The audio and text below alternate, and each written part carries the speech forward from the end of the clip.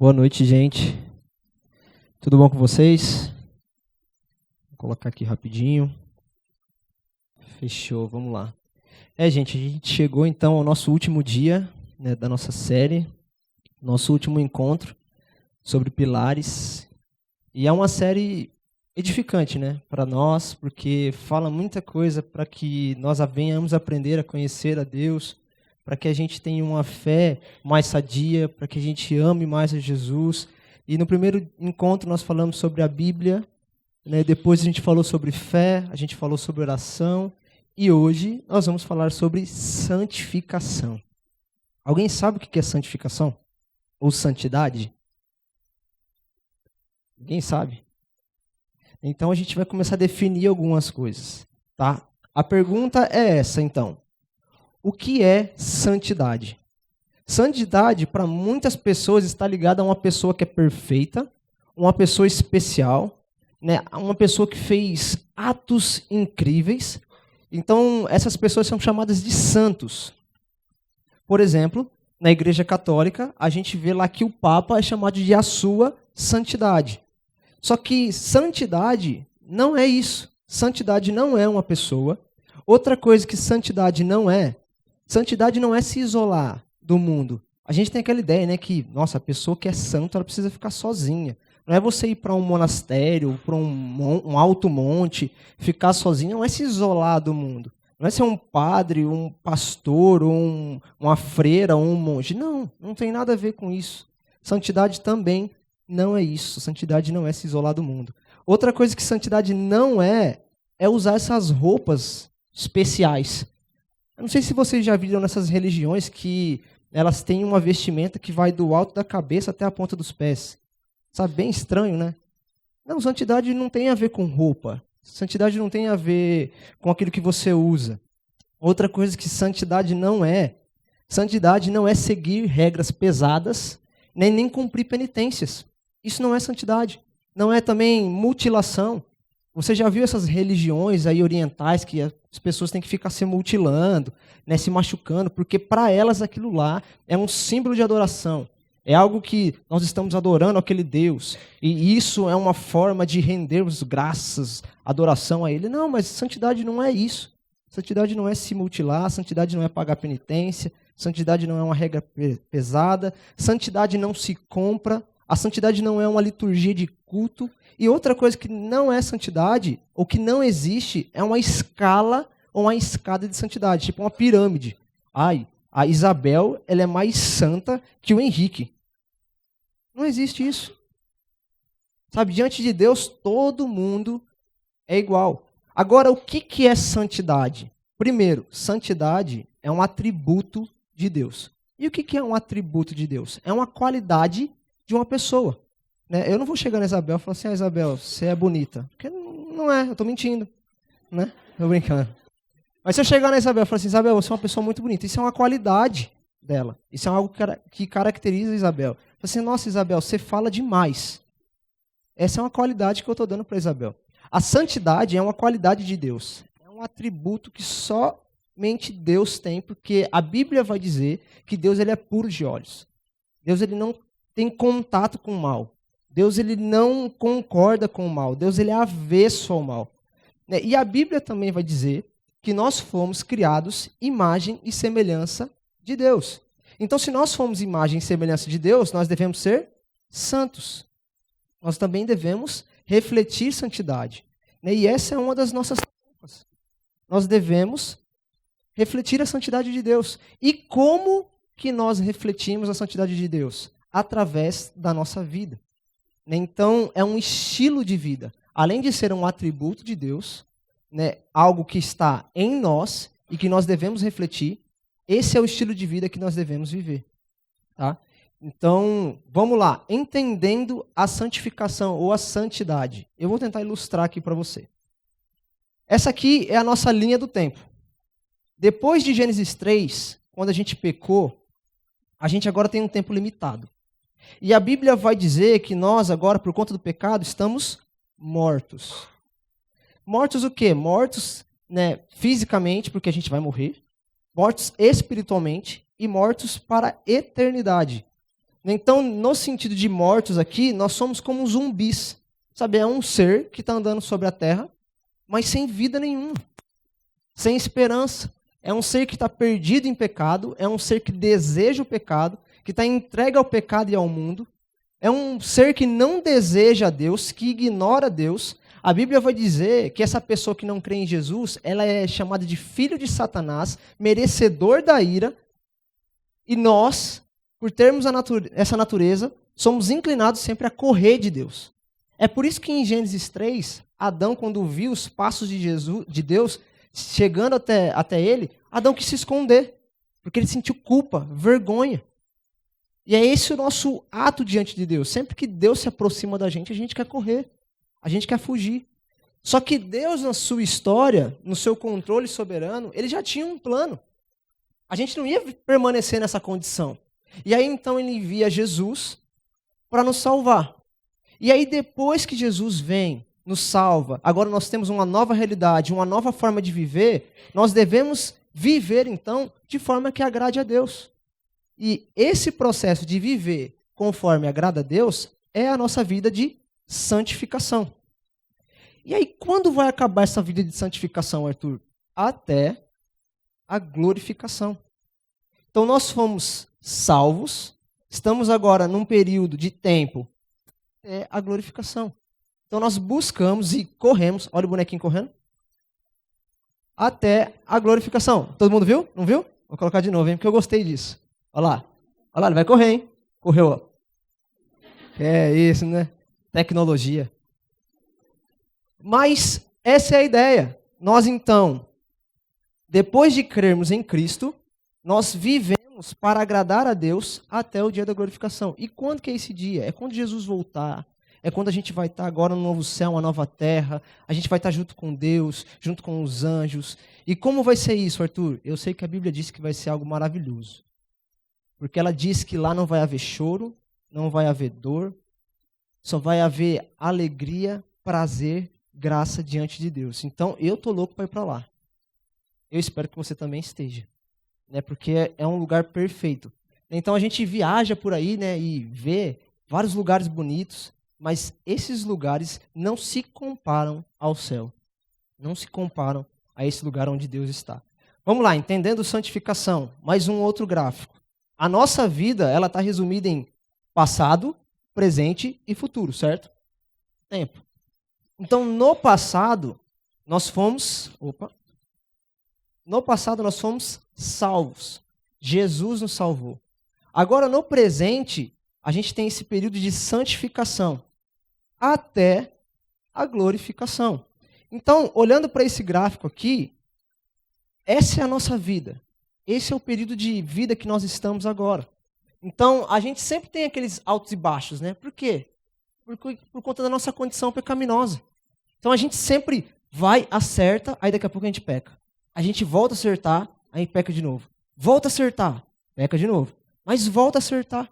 Mas você não vê esse gráfico tendo uma caída a qual você vai se perder. Não. Esse gráfico ele sempre está subindo.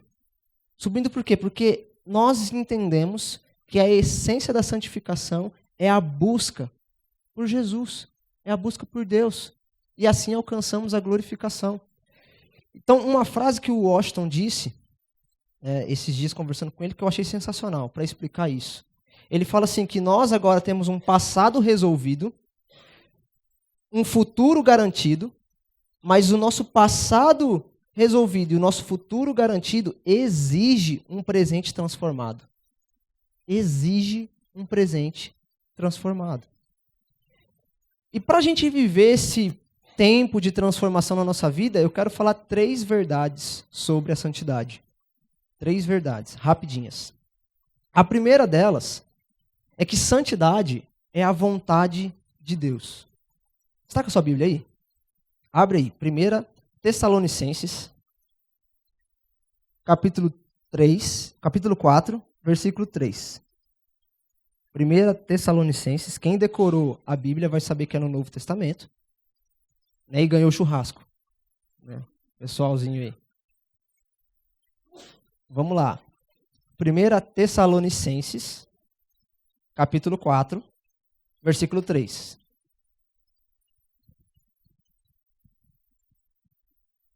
Achou? Ou está procurando ainda? Achou? Beleza. Vamos lá. O texto vai dizer o seguinte: a vontade de Deus é que vocês sejam santificados. Básico, né? A vontade de Deus é que vocês sejam santificados. Eu vou chamar a atenção para duas coisinhas aqui. Vontade de Deus. O que é vontade de Deus? É o desejo de Deus. É o mandamento de Deus. É o propósito de Deus para a sua vida. E o propósito de Deus para a sua vida é que você seja santificado. E o que é ser santificado? O texto vai dizer que é ser separado. É ser puro de coração. É ser puro de mente. É ser puro com a vida. Hoje, a nossa sociedade, ela tem um conceito de santidade totalmente diferente do nosso. Por que eles têm esse conceito diferente? Porque eles estão vazios de Deus. Eles não amam a Deus. E por não amarem a Deus, eles não têm uma regra ou algo que os mostre que é certo ou errado. Eles sempre vão procurar a sua vontade, o seu desejo momentâneo. Só que é interessante que o mundo não tem um conceito de santidade e a igreja perdeu esse conceito de santidade. Porque a igreja perdeu esse valor, perdeu que a santidade é algo importante para a nossa vida. E o que tem acontecido na igreja hoje? A igreja ela tem vivido um período onde o mundanismo tem entrado. E aí você me pergunta, Arthur, o que é mundanismo? É quando os valores do mundo, é quando os valores que são contrários a Deus, eles começam a entrar na igreja e mudar a forma das pessoas pensarem. Então tem pessoa na igreja que acha que a homossexualidade é normal. Tem pessoa que está na igreja e acha que adultério é normal. É algo comum. Sabe, não, essas coisas são pecados que precisam ser tratados. Tem gente que chega na igreja, não, Arthur, pornografia e masturbação é algo normal. Todo mundo tem que passar por isso. Lógico que não. Não é isso que a Bíblia diz. E um professor, um dos meus mentores, também o Joel Neto, ele vai dizer o seguinte: mundanismo não é simplesmente fazer as coisas do mundo, como ouvir música do mundo, falar o vocabulário do mundo. Mundanismo é viver no mundo com uma cultura sem Cristo. Eu posso viver de uma maneira mundana e ainda assim estar dentro da igreja. E o que é isso? É viver sem Cristo. É quando vivemos em um mundo sem a cultura e sem os valores de Jesus. Nós somos como os mundanos que não consideram a Deus. Nós somos semelhantes a pessoas que não creem em Jesus. Só que a diferença é que eu e você, nós estamos na igreja.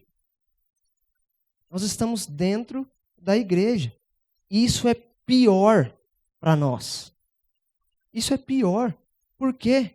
Porque nós estamos ouvindo a verdade em todo momento e a gente continua errando. Não é verdade? A gente ouve a verdade todo domingo, toda sexta, toda terça-feira no pequeno grupo, mas a gente continua errando. Sabe por quê? Porque a gente trocou a verdade de Deus pela mentira. Nós trocamos a vontade de Deus pela nossa vontade. A gente troca a vontade de Deus pela vontade do diabo. E aí a gente vive uma vida dupla. Sabe? A gente vive num baile de máscara. É um baile de máscara. Uma vida dupla. Por quê? Aqui no Mega, na igreja, na rede, no pequeno grupo, eu sou uma pessoa. Na minha casa também eu sou uma pessoa. Agora, quando eu estou do lado de fora do Mega, quando eu estou na escola, quando eu estou num ambiente que não tem ninguém que vai apontar o dedo para mim e falar assim, você é da igreja, eu sou totalmente outra. Isso é viver de máscara. Isso é uma vida dupla. É uma vida falsa. Sabe? Então, é interessante que a gente sempre vai premeditar o nosso ato errado. A gente sabe que é errado, mas mesmo assim a gente faz. E além de premeditar o ato errado e saber do ato errado, a gente impulsiona os outros a fazer o ato errado. A gente é mó falso. A gente é mó falciane. Né? E a Bíblia vai dizer em 1 Timóteo 5:22 que a gente deve se conservar puro. se conservem puros. E como que a gente se conserva puro, Arthur? O texto vai dizer que a vontade de Deus é que vocês sejam santificados. Então a gente tem que santificar, a vontade de Deus é que ela guie sempre o nosso pensamento, o nosso sentimento e tudo aquilo que eu faço. Aquilo que eu escuto, aquilo que eu falo, aonde eu coloco minha mão, aonde eu estou. Então eu tenho que santificar, eu tenho que pensar sempre em Deus. Eu tenho que sentir e buscar o que Deus pensa sobre mim. Eu sempre preciso fazer o que Deus quer que eu faça. Só que o grande problema da nossa geração é que nós vivemos hoje uma poluição de mente. Os nossos pensamentos, os nossos sentimentos e aquilo que nós fazemos sempre está voltado para aquilo que não agrada a Deus, para aquilo que desobedece a Deus. Então a nossa mente ela é poluída por todos esse tipo de coisa. E então Deus, ele começa a ser desconsiderado. E o que nós abraçamos? Nós abraçamos o pecado. Nós abraçamos o pecado. Nós abraçamos a desobediência a Deus. Só que a vontade de Deus é que nós sejamos santificados. E quando a nossa mente está poluída, sabe o que sempre paira na nossa mente? Deus é chato. Deus é chato, velho. Ele é muito chato. Ele só te proíbe. Ele só te proíbe de fazer isso. Ele só te proíbe de fazer aquilo. Mas na verdade ele não está te proibindo, ele está te orientando. Agora, se você quer colher das suas escolhas de desobediência a ele, a responsabilidade é sua. E o custo é alto. E o custo é muito alto. Mas essa é a vontade de Deus. E para nós vivermos a vontade de Deus, é necessário mudança. Mudança. Seguir a vontade de Deus é necessário mudança. Mudança é uma regra para todo mundo. A Bíblia vai dizer que Deus ele começou algo em nós e ele é fiel para completar. Então, se ele começou uma transformação no meu e no seu coração, ele vai fazer até o fim. Deus não é aquele peão de obra que ele para no meio da metade do dia e fica lá, dormindo, come da marmita, fica dormindo, escondido, aí quando o patrão chega, ele sai correndo para começar a montar as coisas. Não, Deus não é isso. Ele não para no meio do serviço. Só que para que nós venhamos a viver a vontade de Deus, é preciso mudar as motivações do nosso coração. O nosso coração é sempre movido a isso. Seja a motivação errada, seja a motivação correta. E nós somos sempre movidos por aquilo que nós amamos. Então, se a gente ama algo, a gente vai fazer. Agora, se a gente não ama algo, nós não vamos fazer. Então, o primeiro ponto de transformação é a motivação do seu coração. É aquilo que você ama. E para mudarmos aquilo que nós amamos, é necessário obediência. Obediência a Deus. Obediência à palavra. Porque quando o seu coração e a palavra de Deus, e a obediência à palavra de Deus, elas se unem, então você ama a Deus. E é uma frase de Agostinho que eu repito sempre. Todo mundo que chega no meu escritório fala assim, Arthur, eu posso fazer tal coisa? Eu posso fazer isso? Posso fazer aquilo? Eu sempre respondo com uma frase. Eu falo assim, ame a Deus e faça o que você quiser. Pois se você ama a Deus, o amor a Ele vai purificar todas as suas intenções. E você não vai fazer aquilo que é errado. O amor a Deus purifica todas as nossas intenções. Então, para haver transformação de motivação, deve existir obediência. A obediência é necessária. E aí, então, eu consigo mudar de comportamento. É quando realmente há transformação. É quando o nosso comportamento muda. Eu estava conversando com um jovem recentemente, um adolescente, hoje, aqui. E ele contando para mim de como tem sido prazeroso a vida dele em obedecer a Deus. Em se afastar do pecado. Em deixar de lado algumas amizades e em prol de receber da parte de Deus boas amizades. E ele está crescendo com Deus. Ele está vivendo um novo tempo com Deus. Sabe, e eu perguntei para ele, falei assim, cara, você perdeu alguma coisa? Ele falou, não, só ganhei. Ele só tem ganhado, porque ele tem vivido uma transformação de coração que está baseada na obediência a Deus e isso muda comportamento. E santidade é obediência a Deus. O texto de 1 Pedro 13:14, se você quiser, marca na sua Bíblia esse texto aí. Porque esse texto é muito importante para você. Tá? O texto vai dizer: portanto, estejam com a mente preparada, prontos para a ação. Então a gente tem que ter a nossa mente preparada. Conhecer a Bíblia, para que então a gente venha a agir, o nosso comportamento venha a ser diferente, glorificando a Deus. E então a gente venha a estar pronto para agir. Uma outra parte do texto que me chama muita atenção é que ele vai falar assim, ó: sejam preparados, prontos para a ação, como filhos obedientes. Filhos obedientes, o que é isso? É aquele filho que obedece o pai. É aquele filho que dá atenção àquilo que o pai fala. É aquele filho que gosta de aprender aquilo que o pai está ensinando e ainda faz aquilo que o pai ensinou. Que conta tudo para o pai, que confia no pai, que ama demais o pai. Nós somos chamados para a obediência a um Deus que é santo.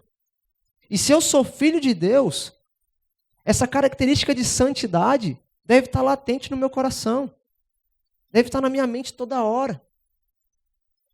E se eu sou filho de Deus, eu sei daquilo que me afasta de Deus. E por me afastar de Deus, eu já desconsidero. Eu já coloco de lado. Eu não abraço. E o texto vai continuar dizendo: como filhos obedientes, não se amoldem aos padrões desse mundo, aos desejos de outrora. O que o texto está querendo dizer com isso, Arthur? Ele está dizendo que você é como uma forma de bolo. E que se você se deixar levar, você vai ser moldado e vai ter essa aparência para a vida inteira. Então, se você se molda com os valores do mundo, esses valores vão ser arrastados para a sua vida inteira. E para tirar isso de você, é um processo muito doloroso. Te machuca. Então o texto está dizendo assim, ó: sejam filhos obedientes a Deus e não se amoldem aos padrões desse mundo. Não tenham essa forma dos valores do mundo. E aí muita gente vai falar assim: Arthur, mas o grande problema é a religião. Eu falo assim, realmente, o grande problema é a religião. Porque a religião tem ensinado... Chegou mensagem aí? Hã? Isso porque o Abner falou para desligar o celular, hein? Ó, Deus falando aí, ó. Seguinte, a religião diz que se eu obedecer a Deus, eu vou ser amado. Se eu obedecer a Deus, eu vou ser amado. Mas não é isso que a Bíblia diz, não é isso que o Evangelho diz. O Evangelho diz: pelo grande amor que Deus me amou, em Jesus Cristo, eu sou capaz de obedecer. Eu obedeço porque eu amo a Deus, não porque eu sou obrigado. Porque Ele demonstrou o maior amor por mim na cruz. Então, santidade é uma vida de honra a Deus, desde o momento em que eu creio em Jesus, que eu entreguei a minha vida a Jesus, até o dia que Ele vai voltar. Isso é santidade. Santidade não é perfeição, mas é submissão a Deus. É submissão. Outra coisa que santidade é obediência a Deus, e o custo para viver a santidade é de negar as minhas próprias vontades e emoções para agradar a Deus. É custe o que custar, lembra do acampamento? É custe o que custar. A Bíblia vai dizer que tudo me é lícito. Eu posso fazer todas as coisas, mas ela também vai dizer que muitas dessas coisas não me convêm. Então tudo me é lícito, mas em muitos momentos, por amor a Deus, até aquilo que me é lícito, eu coloco para fora. Eu digo não. Porque se isso não me edifica, se isso não me leva para mais perto de Jesus, é algo que eu tenho que já desconsiderar. Que eu tenho realmente que dizer não. Eu não devo participar. Eu não sei se você já assistiu aquela série Vikings. Eu já assisti, eu maratonei essa série. Né? Em uma semana eu assisti as 5 temporadas. Pra você ter uma ideia de como que eu tava, tipo, hard, assim. Né?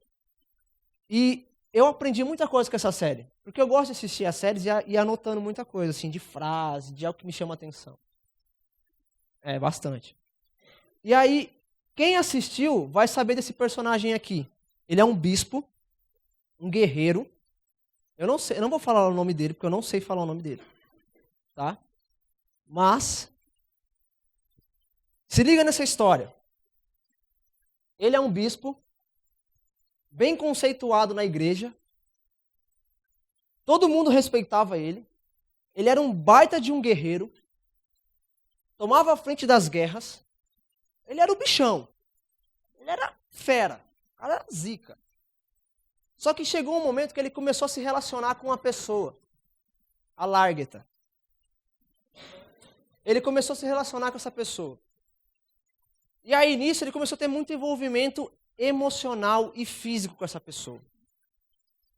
E aí chegou um dado momento na história que ele vai no esconderijo deles, eles se encontram, e ali eles começam aquela cena, que é só para maiores de 18, e você só vai fazer isso no seu casamento, tá? E ali eles começam a se beijar, e daqui a pouco o bispo ele olha para ela e fala assim, ó, eu não posso fazer isso. E aí então ela para e diz assim, ok, não tenho problema, eu vou te respeitar.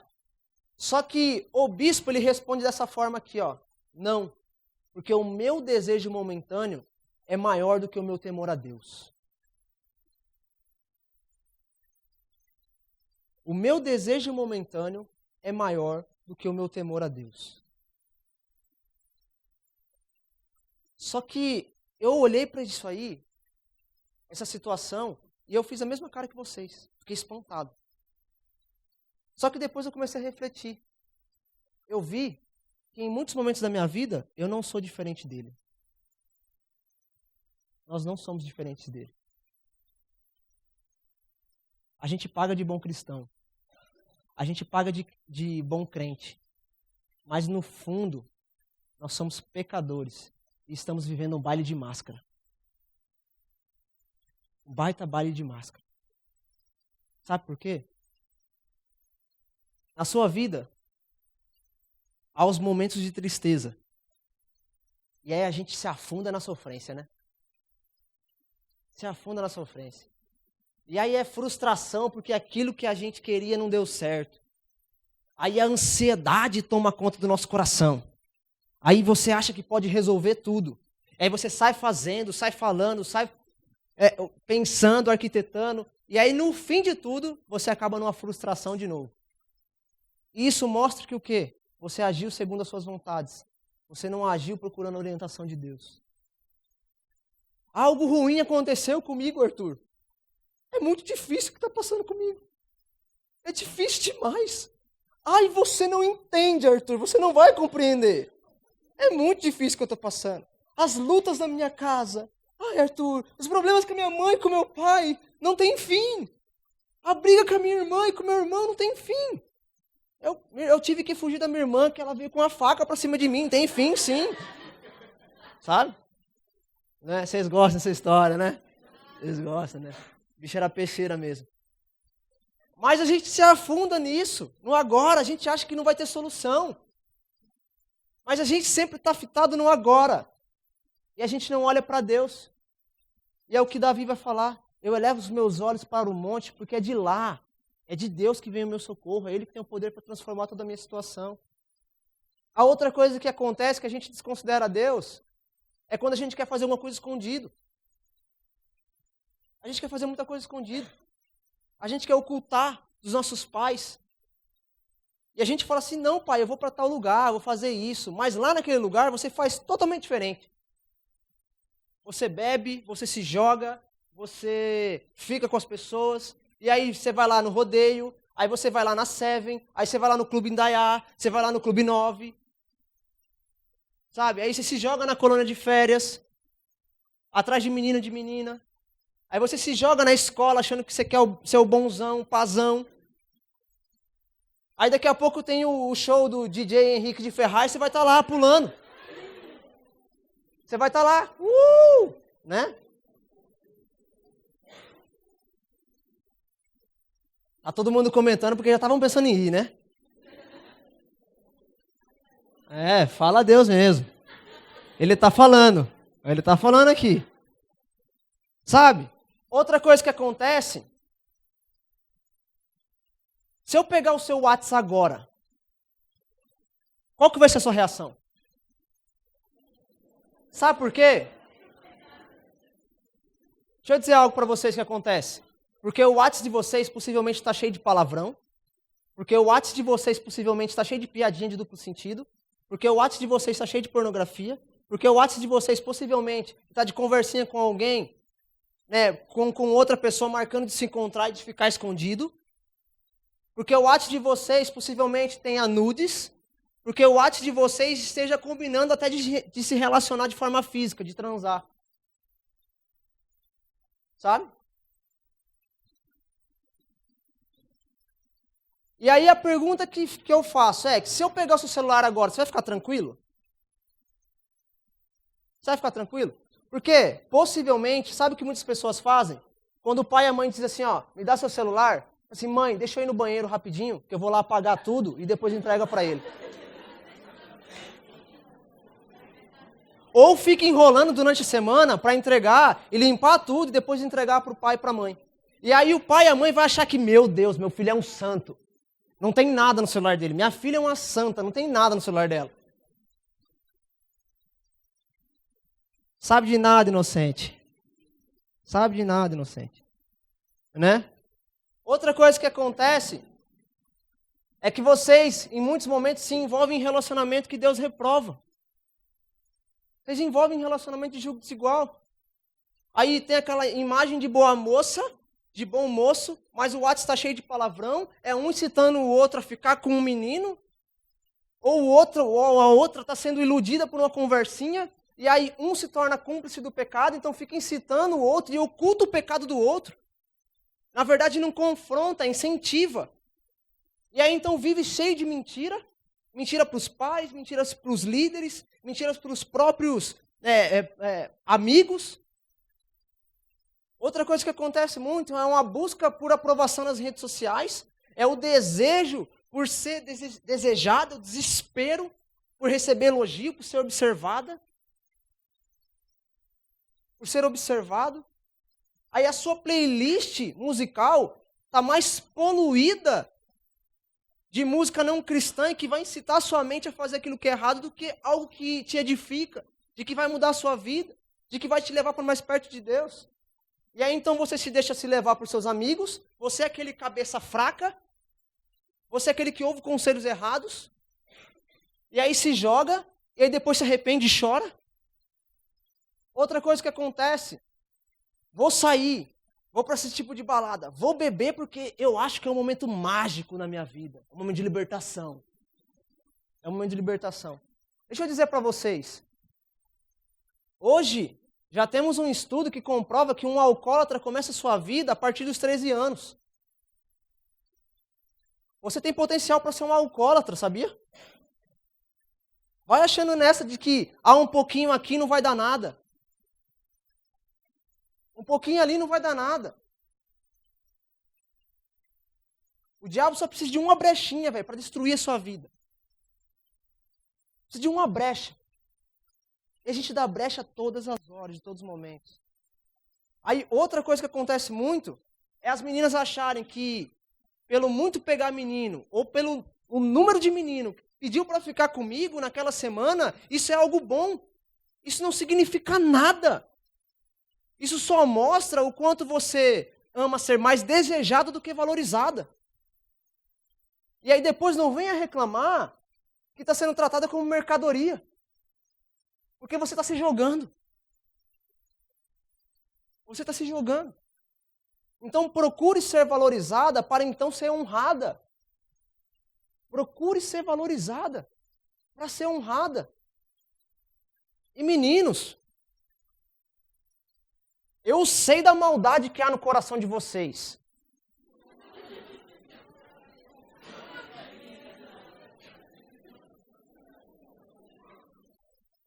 Eu sei da maldade que há no coração de vocês num abraço que você dá numa menina. Eu sei da maldade que há no coração de vocês no toque. Numa carícia que começa na cabeça e vai descendo.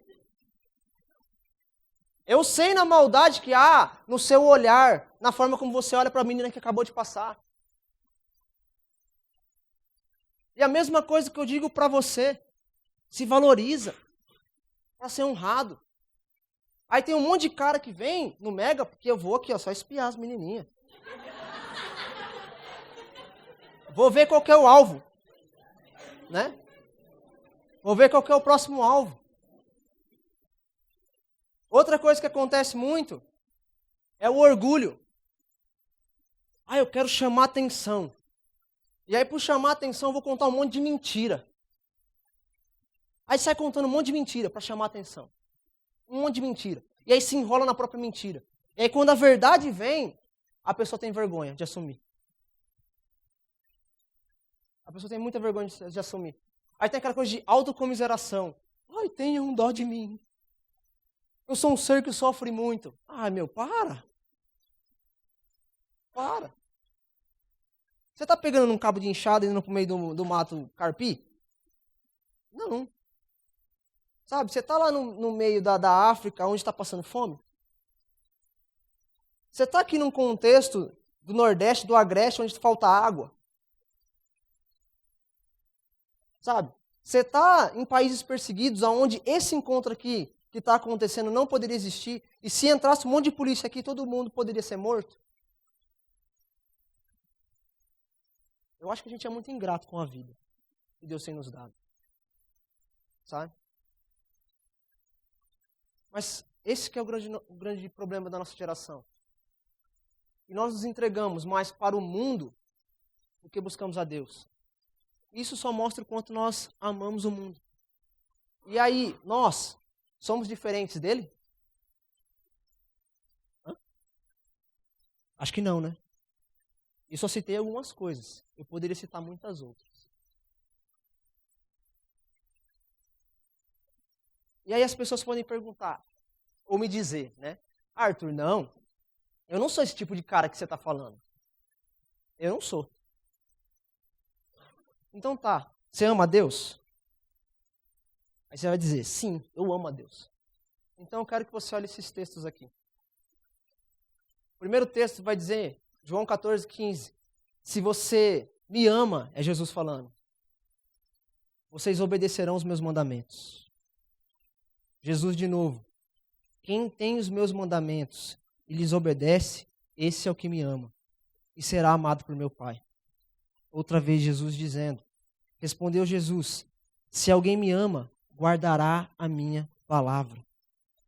Jesus continua, aquele que não me ama, não guardará as minhas palavras, não obedecerá as minhas palavras. A grande pergunta é, você ama a Deus? Então, se você ama a Deus, a obediência a Ele é algo que deve ser uma primazia, um princípio inegociável na sua vida. Inegociável. Então não dá para viver de máscara. A Bíblia vai dizer que você tem que ser quente ou frio. Porque o morno, Deus, ele vai vomitar. O meio termo, Deus, ele tem nojo. Por isso que não dá para brincar. Não dá para brincar com o pecado. John Piper vai dizer o seguinte. Antes de John Piper, eu colocar a frase de John Piper. Ninguém que vive na prática do pecado e gosta da prática do pecado pode dizer que é filho de Deus. Por quê? Ele vai dizer o seguinte. Quem enxerga na cruz uma licença contínua para continuar pecando, uma licença para continuar pecando, não possui a fé que salva. A marca da fé que salva é a luta contra o pecado.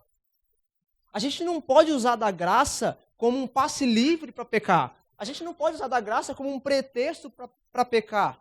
Quem enxerga a graça dessa forma é um hipócrita. É uma pessoa que não ama a Deus. A marca daquela pessoa que foi salva por Jesus é a luta contra o pecado. Então, com o pecado não tem que ter brincadeira. A gente não pode negociar com o pecado. Não é você que vai iludir o pecado. É você que vai ser iludido pelo pecado, enganado e morto. Vai viver das consequências disso. Então, os mandamentos de Deus não são uma regra chata. Os mandamentos de Deus nos foram dados para nos proteger. Para proteger a gente. para que a gente viva uma vida que o agrade. E o texto que a gente acabou de ler vai continuar dizendo algumas coisas. Que devemos ser santos, assim como Jesus é santo. Então, santidade é ser semelhante a Ele. É ser semelhante a Ele. O texto vai continuar dizendo, e assim como é santo aquele que nos chamou, Jesus é santo. Ele nos chamou. Assim como Ele é santo, vocês também devem ser santos em tudo que fizerem. Nós somos chamados para sermos imagem e semelhança de Cristo. Agora a pergunta que fica para você, as suas atitudes, elas condizem com a santidade de Cristo ou não? Será que você realmente crê em Jesus? Porque crer em Jesus significa seguir os passos dele. Ser santo como Jesus é ser avesso ao mal. É procurar lutar contra o pecado. É procurar lutar e não praticar as atitudes erradas. Mas é sempre buscar aquilo que é certo. Santidade é agir de forma que agrade a Deus nos relacionamentos, nas famílias, na sua família, com os amigos, nos lugares que você vai, na sexualidade. E principalmente santidade, que busca agradar a Deus, é como você é quando você está sozinho. Quem você é quando você está sozinho? Sabe? Santidade é seguir a Jesus e não aquilo que a mídia diz ou que os conselhos dos seus amigos que não amam a Deus diz. Mas sabe qual que é o grande ponto? Sabe qual que é o grande problema? É que vocês não lutam contra o pecado. E por que vocês não lutam contra o pecado? Porque vocês não entenderam o preço que foi pago. Vocês não lutam contra o pecado porque vocês não entenderam o preço que foi pago. Eu vou repetir. Vocês não lutam contra o pecado porque vocês não entenderam o preço que foi pago. O preço que foi pago foi o próprio Deus em Jesus descer em terra, habitar nesse lugar de podridão,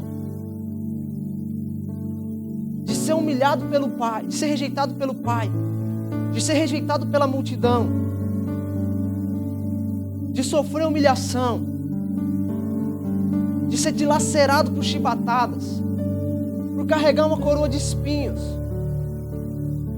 pela humilhação de carregar uma cruz com o corpo totalmente debilitado, machucado. Não foram vocês que sentiram essa dor. Por isso que vocês não têm a consciência do quanto que o pecado é pesado, do quanto dói. E por isso que a gente não luta, porque a gente não entendeu o preço do pecado, o preço que foi pago. Jesus pagou o preço por você. É olhar para a cruz, saber que eu fui redimido por aquela cruz, porque eu vivo por aquela cruz, eu sigo essa cruz. Então eu mudo a minha forma de pensar, eu mudo a minha forma de sentir as coisas, eu mudo a forma que eu faço as coisas, porque Ele me garantiu tudo, porque Ele me deu tudo, porque o preço pago foi por Ele. Aquele homem pendurado no madeiro, ele valia mais do que todos nós juntos. Na cruz ele gritou tetelestai, para dizer que acabou, que está consumado. Nada mais prende você ao pecado, você é liberto. Mas a gente cospe na cruz, com as nossas atitudes voltadas contra Deus. A gente cospe. A gente não luta contra o pecado. Você está vendo como que é tão sério isso? Ele chamou tanto a mim e a você para ser santo como Ele é santo. E o sangue dele derramado na cruz me possibilitou isso. Então santidade é obediência a Deus.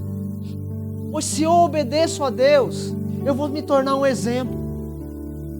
Santidade significa arrependimento.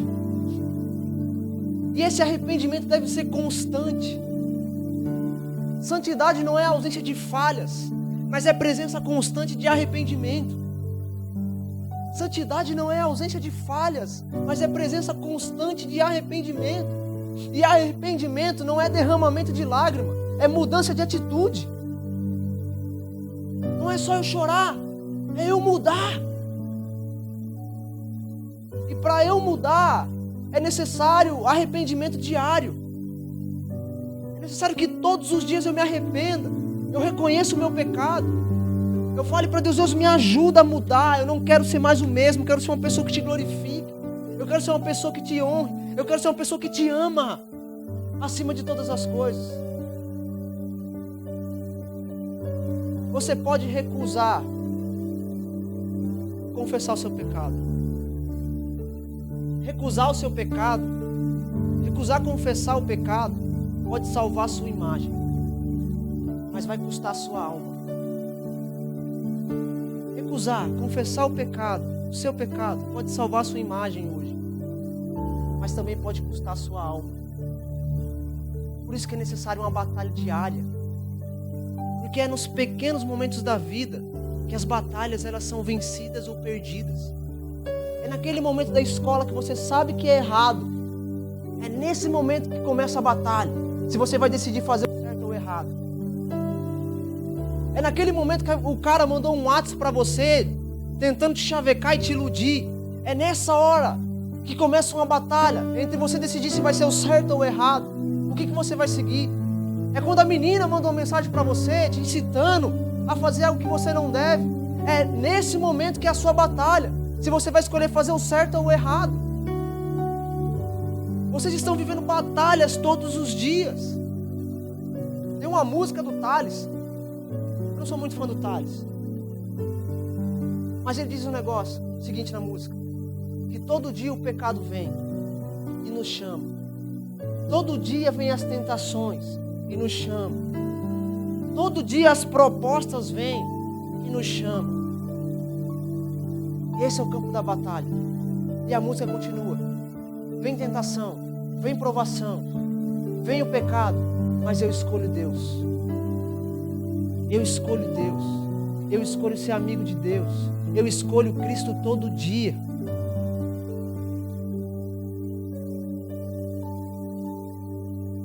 E para continuar caminhando em santidade é necessário crescimento. Foi o que a gente já falou aqui na série. É essencial para a sua vida a Bíblia e oração. Oração e Bíblia. É necessário na sua vida isso todos os dias. É um hábito que você tem que adquirir. Agostinho, ele vai dizer o seguinte.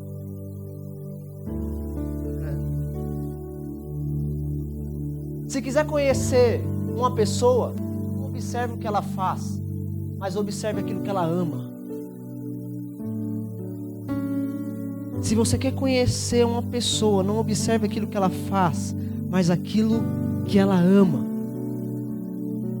Porque se você ama verdadeiramente a Cristo, se você ama verdadeiramente a Deus, as suas atitudes serão diferentes. Porque o seu foco vai ser glorificar a Deus. E aí então, aquela frase que eu digo para todo jovem aqui na rede: ame a Deus, faça o que você quiser, pois o amor a Deus purifica todas as intenções, mostra isso. Porque se você ama a Deus, você vai ser conhecido como filho de Deus. Se você ama a Deus, você vai ser conhecido filho de Deus. Então, para refletir e praticar, eu gostaria que você fizesse um autoexame do seu coração, da sua vida, das motivações do seu coração. Quais são as práticas que você tem feito hoje que não glorificam a Deus? Quais os momentos hoje que você tem tido mais hábito de pecado do que hábitos de santidade? Gente, a santidade é o maior louvor que prestamos a Deus, pois ela não são apenas palavras, mas é uma adoração através de ação, de vida. Então santidade é tanto um dever como um desejo para o cristão, para todo cristão. Santidade não é a ausência de falhas, mas é a presença constante de arrependimento. E eu faço um desafio para você. Tenha hábitos de santidade. Sabe? É de premeditar o errado e escolher fazer o certo. É de pensar antes de agir, mas pensar, como eu já falei muitas vezes, o que Cristo faria no meu lugar. Não é essa ideia de pensar duas vezes, é pensar naquilo que Deus quer que eu faça, o que Deus quer que eu pense. E assim a sua atitude vai ser outra.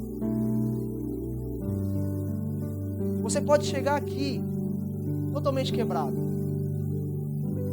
e olhar para mim e falar assim: nossa, Arthur, eu sou o ser mais podre da face da terra. E eu digo para você que eu estou muito feliz por ouvir isso,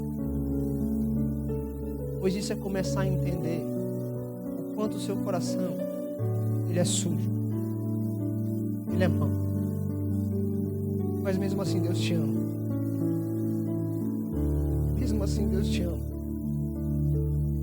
Sabe, esses dias eu parei para pensar, estava vendo uma ilustração, e eu refleti muito nessa ilustração.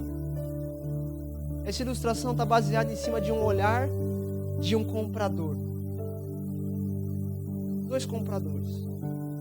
E o primeiro comprador, ele viu uma casa totalmente arruinada, e logo quando ele olhou para aquela casa arruinada, ele disse assim: ó, eu não vou gastar meu tempo com isso. Eu não vou gastar meu tempo. E aí ele foi embora, ele desistiu.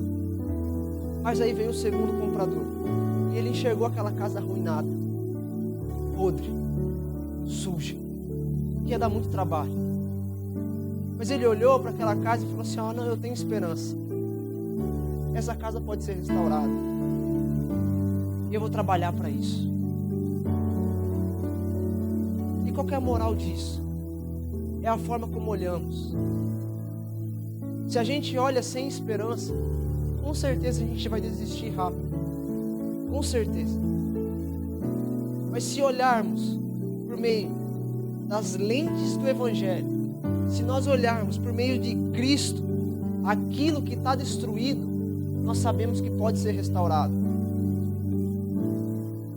E é esse o desejo de tanto a mim, como o Abner, a Thaís, o Jorge, o Arthur, a Natália, a André, a Rafa, todos os outros líderes que estão aqui. Nós olhamos para vocês, porque a gente sabe que vocês são casas destruídas, arruinadas, mas nós temos esperança, porque a gente não olha para você e desiste. A gente olha para você e acredita que Deus pode mudar a sua vida. Mas santidade tem a sua responsabilidade. Não tem como eu, o Abner, a Thaís, a Rafa, a Andréia, o Jorge ficar vigiando você 24 horas. Mas Deus está com você 24 horas. E é a sua consciência diante de Deus agora. Porque você já entendeu que a vontade de Deus é a santidade. Você entendeu que santidade é obediência a Deus. Você entendeu que santidade é ser semelhante a Jesus. E agora, o que você faz com isso? Nós acreditamos em vocês. Por mais podre que você seja, por mais podre que a sua história seja, por mais pecador que você seja, Jesus já pagou o preço por você. Pagar o preço por você, isso exige um presente transformado, uma nova vida, um vivo novo. Então, eu não sei como você chegou aqui, eu não sei como está seu coração, mas um professor do seminário, ele sempre dizia isso em aula, que Deus, ele não se cansa dos nossos recomeços, se de fato forem recomeços. Se hoje você chegou aqui, há um convite para você recomeçar. E você pode recomeçar através de uma oração. Eu te convido a fazer essa oração, curvando a sua cabeça agora e colocando o seu coração diante de Deus. A gente acabou de cantar Rendido Estou. Que essa seja a sua oração. Que agora você está dedicando a sua vida a Deus.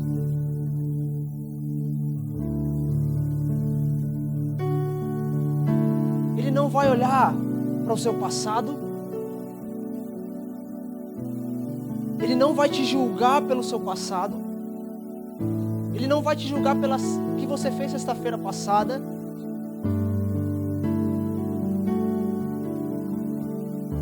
Ele vai te amar.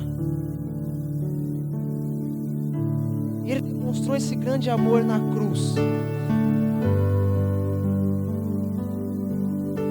Entenda o peso da cruz. Entenda o quanto foi pesado para Jesus. Para que então a gente venha viver uma vida que o agrade. E para viver a vida que agrada a Deus, nós precisamos dar tudo. Dar tudo. Pois eu não terei tudo de Deus se não tiver o meu tudo. Deus é uma fonte infindável, insondável de amor e de graça. Você pode beber dessa fonte. Mas você só beberá dessa fonte se você caminhar em santidade. Deus, eu quero te agradecer, Pai, por todos esses adolescentes aqui. E te louvo, Deus, pela vida de cada um. Porque se cada um está aqui, Deus, é prova do teu amor. E nós aqui olhamos como Cristo olhou. Adolescentes que podem estar com seu coração destruído. A sua história é muito pesada. Que já tentaram se matar. Que já tentaram se suicidar. Que já sentiram depressões profundas. Que passaram por muitos problemas. Que têm medo de aceitação. Buscam aceitação. Mas eu não quero e não vejo, Deus, a cada um deles problemas. Mas eu vejo que Cristo pode solucionar cada problema, cada história. E eu te peço, Pai, que através da oração e desse momento que eles estão, eles rendam o coração deles a Ti, para sempre. Para sempre. É isso que eu peço. E desde já te agradeço, Jesus. Amém.